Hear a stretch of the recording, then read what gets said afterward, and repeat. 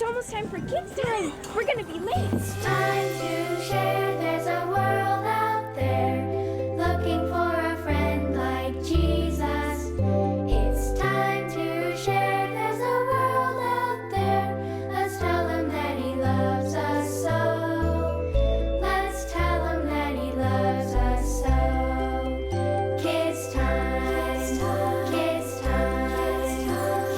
time. Hi, boys and girls. Have you ever heard someone referred to as a man of his word? This person is someone who can be trusted to always keep his promises. Maybe you've noticed that there are people who break their promises all the time, sometimes without meaning to. I'm sure you know what I'm talking about. Maybe your mom or dad promised to take you on a special outing, but something came up at the last minute and it just didn't work out. Boys and girls, God is a man of his word. When he says he'll do something, he does it, and right on schedule. Of course, sometimes we're impatient with God's schedule. We might even try to take things into our own hands.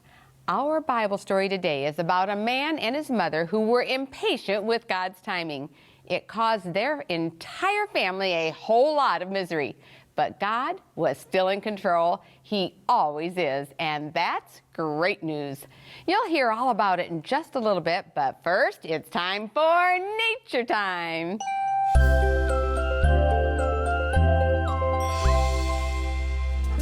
Hi, boys and girls. Welcome to Nature Time. We're here in beautiful Australia at the Gold Coast, and we have a special guest today for you, and his name is Furry, but not always furry. Not always furry. Your real name is? Brian. Brian, well, I'm so glad you're here today, and we have a special reptile, a snake. Kids, can you see this? This is a python.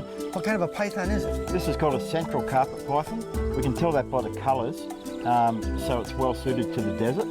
But if we were to find a carpet python around here, it'd either be green or grey to suit our surroundings. Now, this python is how old? Probably around 10 years old. 10 years old. I've had it for about 4 years now. So it knows you pretty well. Yeah. Seems pretty comfortable with you. Yeah. It keeps looking at me, Furry. It's not going to bite me or anything, is it? No, she's very friendly. She goes to all the childcare centres and things. Okay. Yeah. Well, then I guess it's okay. It's all good. Furry, look at the teeth. Are those teeth on that thing? No, they're actually heat-sensing pits.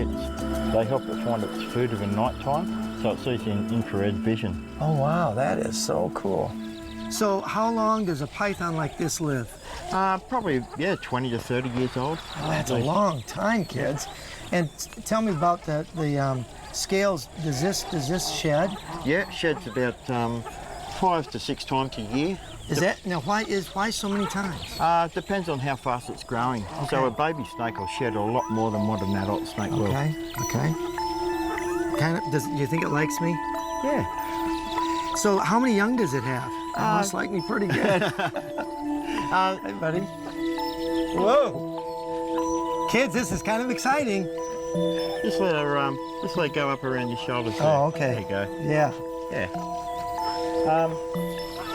I'm not sure Ranger Dwight likes all this, but it's okay. I can feel it really pulling. Yep. It's muscles. That's all the muscles, yep. They need those muscles to be able to kill their food. Yes. And also to climb trees as well. Well, hopefully it doesn't want to kill me. Hopefully not. Okay. Well, it looks like it's getting acclimated to me. Now this is about this size, but does it get much bigger than this? For this sort, this is getting very close to maximum size. But the ones we get around this area on the Gold Coast grow to up to about 3 to 4 metres, so a lot larger than these. So 3 to 4 meters would be what, 12 to 15 feet or something, or? More around the 12-foot mark. 12-foot mark. Yeah. That's big. Wow. Wow, kids, isn't that exciting? I bet you'd like to hang on to one of these too, huh?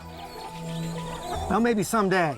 Now, how many young do they have? These have eggs, so they'll lay a clutch of eggs, probably with about somewhere between 10 and anything up to about 30 eggs. Up to 30? At a time. And they take about usually 60 days to hatch out. Really? So how many will live? I mean, that's a lot.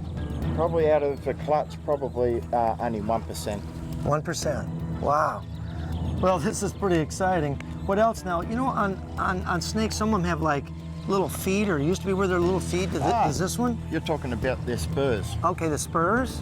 Tell me about the spurs. If you have a look at their spurs, they're like little legs, really. Ah. And what they do is they use them to tickle the female. And, okay. Wow, kids, isn't that neat? Now, the color, is it for camouflage or? Yeah, totally for camouflage. Beautiful reds and oranges and that help it to camouflage to the desert. Wow. Furry, it's been a great pleasure to have you here with us today. And I've learned a lot more about these snakes. Kids, remember, Nature's God's second book. Get out there and take a look. Wow, it's amazing.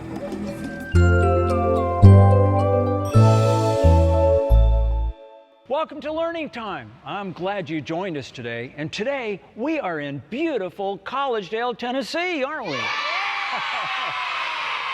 And we've got an interesting science experiment for you. And you can't do this at home, but you could probably build one of these with some help. Well, I've got some helpers. Let's find out who we have. I have two young ladies right here. Would you mind introducing yourself to us? My name's Melanie. Melanie, thanks for helping us today. And you are? My name's Rachel. Rachel, what happened to your arm, Rachel? I fractured it. You fractured it. I'm so sorry, but thanks for helping us today. We have two gentlemen right here, and you are? Jimmy. Jimmy, thanks for doing this experiment with us. And you are? Wesley. Wesley, I'm glad you're here as well. Now, we got something really big over there. What do you suppose that looks like? A catapult. Looks like a catapult, but it's not. It's a trebuchet. A catapult uses some kind of a springing device. Here, the trebuchet, it just uses some counterweights. And so, would you like to see how it works? Yes. Would you like to see how it works? Would you like to see it? All right. Hey, let's come over here. Put your glasses on. Put your safety glasses on. Line up over here and let's see what we've got right here. First of all, we have some weights. Right now we have force. We've got these weights right here are the force. And there's 20 pounds of force on the force arm of our trebuchet. Then we have a pivoting arm right here. This pivots on a fulcrum. And then right here we have a tennis racket. Now that tennis racket is going to hold our resistance, which is going to be this ball. Now Rachel, why don't you grab a hold of that ball? And you know, Melanie, we got to figure out how far the trebuchet is going to make the ball go, right? So you can have our marker. As soon as we shoot this off, you can measure it with a marker. Okay, so why don't you get right over here? All we need to do now is to pull this arm down. Can you guys pull that arm down for me? We got our two big, strong guys. They're going to pull this arm down just like that. Excellent. Okay, and I'm going to hold it here. Rachel's going to put that ball right in there. Remember, the ball happens to be the resistance. And then all we need is a countdown. Are you ready? 3, 2, 1, let's go. 3, 2, 1, and let's get that thing to go. Whoa, went right there. Melanie's going to measure that thing. Okay, right there. Okay, and come on back right here. Let's go ahead and stop our swinging arm right over here. Now, yeah, come on in closer right here. Did you like the way that thing shot out there? Did you like the way that shot out there? Yeah. Now, you know what? If we want the sphere or the ball to go farther, what are we going to have to do? Going to have to put more weight. So you know what? I've got Tyler. Tyler's part of our crew. Tyler, would you help me put some weights on it? All right, so right now we have 20 pounds, and so we're going to put another 25 pounds on each side, right? And that makes how much? 70 pounds, that's right. And then we have another 45 pounds on each side, and that should make a total of about 160 pounds, and that's a lot of weight. In fact, that's about how much I weigh, about 160 pounds. And we got that all tied in, and it's got to be very, very tight and snug. That looks good, Tyler. Thanks for helping me with that. Hey, you think you two guys can pull the arm down? Let's give it a try. Here we go. And I think 170 or 60 pounds is more than they weigh. I think they're having a little trouble. Let me help. Well, there we go. One more time. Here we well, okay. Let me get over here. There we go. Oh, my. There we go. Rachel's going to put it in there. Okay, I've got it. You guys get back to that black line. How about a countdown, guys? Let's go. 3, 2, 1. Let's let her go. Whoa. Way down there. Come on up here, guys. Did it go further? Yes. It went a lot further because we added more what? Weight. Now, I asked you a question. The question was, if we want the ball to go farther, we're going to have to what? Add more weight. So you were asking for more weight. Now, you know, in the Bible, here's the story about Jabez. Now, Jabez was an interesting man because you know what? He asked God for a double blessing. He wanted God to bless him indeed and to increase his territory for him. You know what God did? He blessed Jabez. Just like us asking. You know, sometimes if we don't ask God for things, He can't help us. God would like to have us ask for the Holy Spirit, and that Holy Spirit can be and live within our lives. Isn't that cool? Yeah. I think so too. And you know what? When we learn more about science, we learn more about our Creator, God.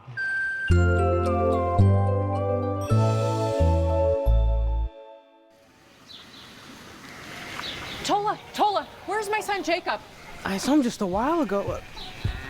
There he is. Oh, Jacob, there you are. Jacob. Mother, hi. What is it? What's going on? Your father is planning a secret meeting with Esau tonight to give him the birthright blessing. The birthright blessing? Esau sold that to me for a pot of lentils. That's mine. Yes, he has him out on a hunt right now. Oh, no. Why is Father doing that? Well, what are we going to do? Leave it up to me. I want you to go out to the backfield and bring me 2 kid goats and come right to my tent. Okay, let's go. Okay. And you will receive that birthright blessing.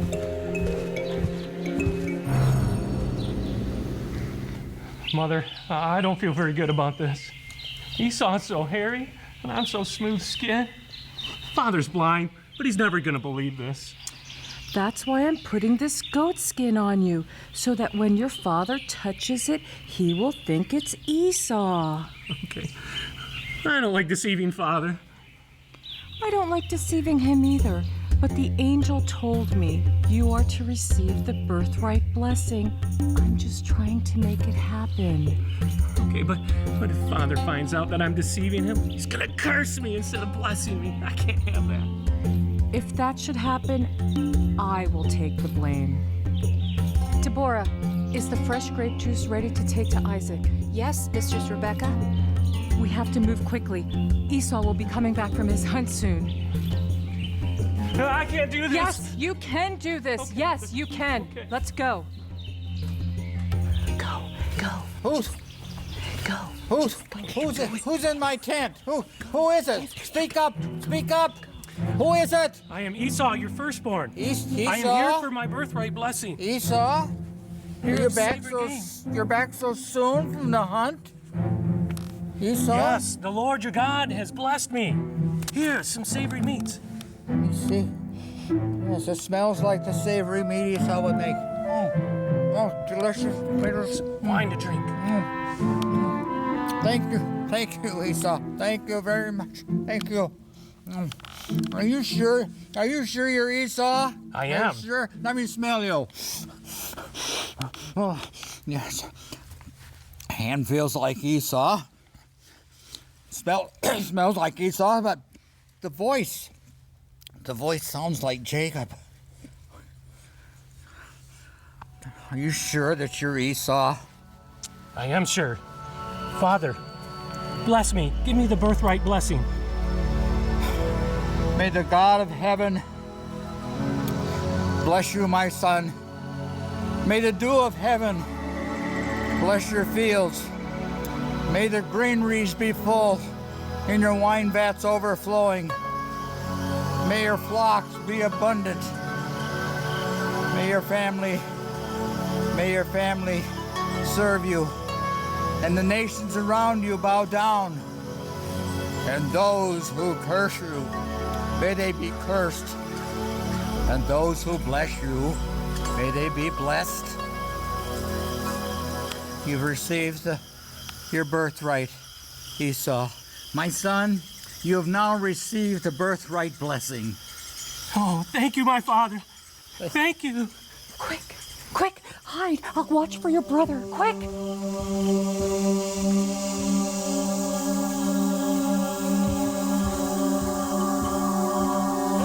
There he is.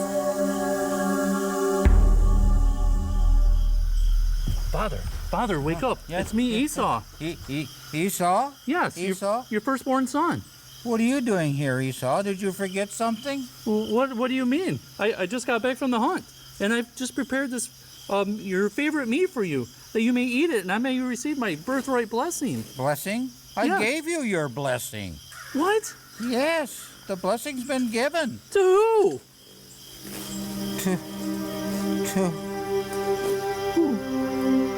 To Jacob. I gave it to your brother. I've been deceived. No, Father. Yes, I did. Father, find a blessing for me. Bless me, Father, please.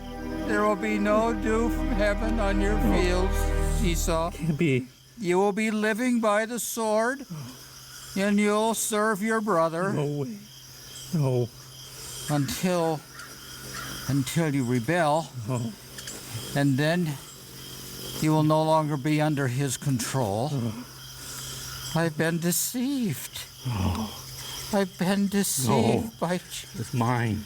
Go, Esau. Go. Oh, Jacob. I've been deceived. Jacob. Why have you taken my birthright blessing from me? That is mine. I hate you. I am going to kill you. Oh, I'm going to kill you. Jacob, Jacob, it's Mother. Where are you, Jacob? Oh, Jacob, there you are. There you are, Jacob. How angry is Esau? Esau is so angry he has vowed to kill you.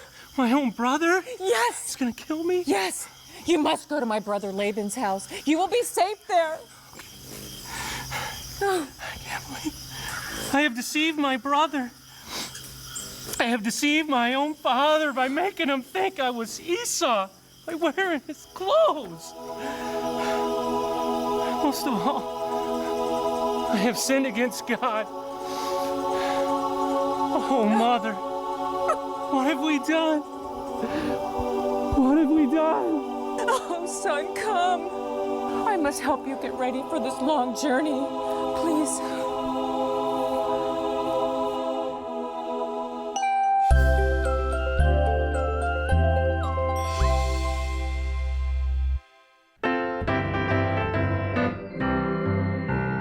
Don't build your house on the sandy land. Don't build it too near the shore. Well, it might look kind of nice, but you'll have to build it twice. Oh, you'll have to build your house once more. You better build your house upon a rock. Make a good foundation on a solid spot. Oh, the storms may come and go, but the peace of God you will know. Don't build your house on the sandy land. Don't build it too near the shore. Well, it might look kind of nice, but you'll have to build it twice. Oh, you'll have to build your house once more. Well, it might look kind of nice, but you'll have to build it twice. Oh, you'll have to build your house once more.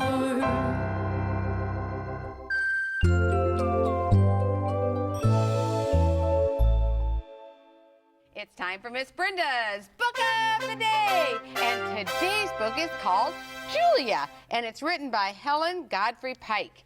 It's all about a young girl who learns to face courageously the overwhelming challenges in her life that she has overcome because Jesus was with her every step of the way. This book, Julia, by Helen Godfrey Pike. Well, I can't wait to introduce our guest today. His name is Jeremiah. Hi, Jeremiah. Hey, Welcome to the program today. I'm so glad you came. thank you. Well, you have a wonderful way of witnessing for Jesus that really touched Miss Brenda's heart, and you witness for Jesus every day at school, don't you? Yes, And tell me, in a particular instance, you were you really was able to share not only with your classmates but with your teacher. Tell me about it. well, I just like to tell my friends about the Sabbath and that they should go to church on the Sabbath. And I show them that it is okay to pray on Sundays, but that is not the Sabbath. It is not the same.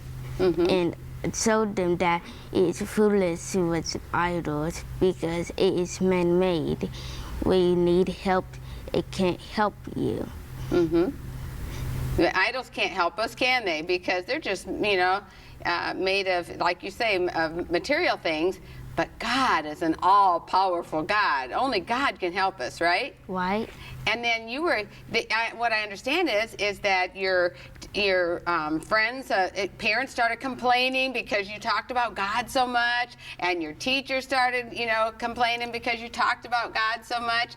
And in fact, one time when you were witnessing, what did she say to you? She said, tell them I stop talking about Jesus in school. You said to stop talking about Jesus in school, and then she said, well, can you prove it? She wanted to know if all the things you were saying is true. Isn't that something? And you said yes. And so you brought her some special books to read, and when she got done with all that book, she said, do you have another book I could read? And you kept bringing her books, didn't you? Yes. To read. And then she gave you an assignment. I think you have it. Can I see this? She had a special spelling assignment that she gave him, and said that you were supposed to, she gave you spelling words, and you were supposed to use those spelling words in a sentence, right? Right. And I love every single one of your sentences had something to do with God. And listen to this. One of his words was loved, and he wrote, for God so loved the world. And then one was come, and it said, come ye that love the Lord. And one was keep, and he wrote, keep the Sabbath holy. Perfect, he said, God is perfect. For mother, he wrote, honor thy father and thy mother. Every single word, you had something to say about God. And I know that really touched the heart of your teacher, and she's learning by all the books you're bringing to her. And tell me, what ended up happening? Because recently, God really, truly blessed throughout your whole witness at school. What happened? My teacher didn't like it. They sent notes home that said, tell them I stop talking about Jesus in school. That's right. She said your mother and grandma got notes home saying, don't talk about Jesus in school. Tell your son not to talk about Jesus. And yet you kept shining for Jesus even though they told him not to. And guess what, boys and girls? Just recently, his teacher gave her heart to the Lord and was baptized. Is that not awesome? Yes. You must have been so happy. And are you continuing to talk about Jesus at school? Because you don't go to a Christian school, do you? You go to a public school. Yes. And do you continue sharing your light for Jesus? Yes. That's right. Don't ever stop doing that. I'll give you your spelling test back. But wasn't that a wonderful witness? He just kept talking and talking about Jesus, even though they told him not to. And even though they told him that, no, stop talking about Jesus, he didn't listen. He just kept letting his light shine, even on a spelling test. Isn't that amazing? You would be surprised, boys and girls, just how much you can let your light shine by something that simple, by everyday witness and living up to the truth that you know. So, Jeremiah, I want to thank you for that witness. Well, let's read a couple of letters here if I can. This one is from Zambia, and it says, Dear Miss Brenda, my name is Anelwa, and I'm not sure if I'm pronouncing that right. It's Anelwa. I'm 7 years old, and I love living in Zambia, in my beautiful country. It says I have a 3-year-old baby sister, and her name is Mbali, and it's Mbali. Oh, and doesn't she look cute? Okay, this says, and we both love your show as well as Tiny Tots. And it says, my favorite part of the show is learning time. And I like to tell my friends at school to make healthy choices like Daniel did. Oh, look at that, Jeremiah. He witnesses at his school, too. And it says, I look forward to hearing from you, Anelwa. And so thank you so much, and thank you for the picture. Here's another handsome picture of Anelwa. And keep sharing Jesus, won't you? I think we have time for one quick more letter. Oh, look at this. Isn't that beautiful? Nice picture. I love these homemade cards. This says, Dear Miss Brenda, I love singing for Jesus, and I want to sing for him the rest of my life. It said, I think Kids Time is awesome. It said, from Rochelle, and thank you, P.S. Thank you for coming and sharing Jesus with us at our church.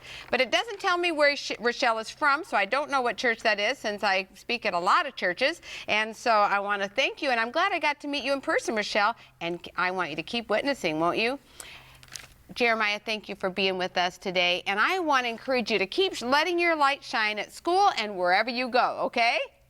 All right. Well, that's all the time we have today. But until next time, boys and girls, remember, wherever you are, whatever you do, it's kids' time to share Jesus.